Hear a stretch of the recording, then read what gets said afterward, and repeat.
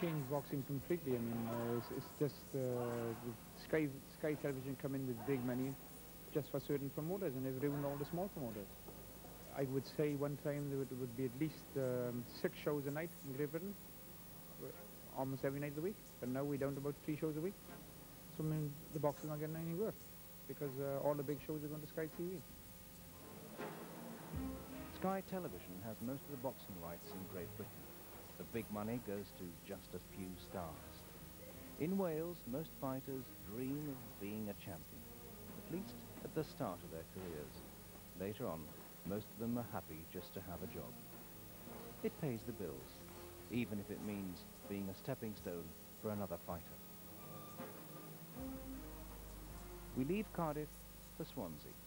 Here, an old church's been converted into a gym. We're here to meet an ex-fighter with more than 130 professional fights to his credit. Winston Burnett has fought many of the best in Britain, and he knows all about what a Welshman can expect when fighting away from home. The Welsh fighters are treated in a different way to what promoters fighters would be, who lives in the vicinity of the show. They were treated completely as outcasts. You know for a fact that if you don't knock them out, you're gonna lose. You know you're gonna lose. So it's hard. It's hard to get yourself motivated as well and get yourself in the right mind. You know, they offer you good money and all that, so that cushions the blow a bit. But at the end of the day, you want to win. But you're basically there to lose. Yeah, totally. Ready? There is perhaps no better example than Miguel Matthews, a minor turned professional, and who now has over 100 fights to his credit. He's lost most of them, but in about half of the fights, the margin was only half a point. He's matched boxers who've gone on to be British, European, even world champions, blow by blow. Among them, Prince Nassim Hamed. I think it's just as hard at the bottom as it is on the top. Was there a time when you thought that the best man would win? Yes, when you start off, yes, it is hard, and you're travelling to the other guy's backyard, and then you lose by something stupid by half a point, and you know you've won in your heart, and it breaks you, it breaks a little bit of your heart, like a bit of your ambition goes every time you get beat by half a point. But you learn to live with it, and if you want to box, you've got to be prepared to make that sacrifice and fight and get on with it. Right hand, through down, through the middle. It's rotten to the core. The British Boxing Board of Control knows about it.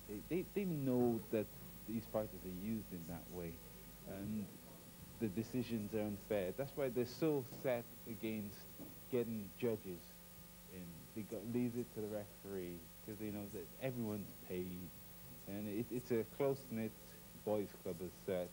And the sooner this thing is sorted out and put straight, come in line with the rest of the world, the better it'll be for boxing. If you lose, you lose. But if you know in your heart, and your opponent knows in their heart that you won, and then the referee gives it to your opponent, that's not boxing. That's robbery. The headquarters of the British Boxing Board of Control in London. Here's what they had to say. What you're dealing with is good, honest professionals who, of course, are disappointed when they don't win, but often they are chosen as opponents. They're not chosen to go and beat the other boy, and they know that when they go. But I don't think it's down to the officials. I think the officials are in this country are as straight as you'll find anywhere in the world. Those boxers, they get into the habit of losing. They don't expect to win.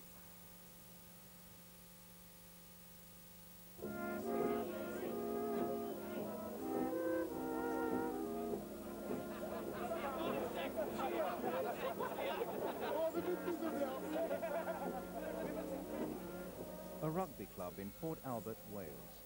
A real occasion. 4 fights and a ringside dinner.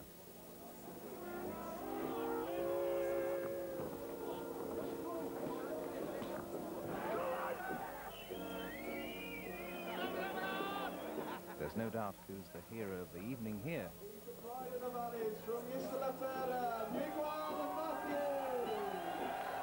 Miguel Matthews is boxing on home ground for the first time in 4 years.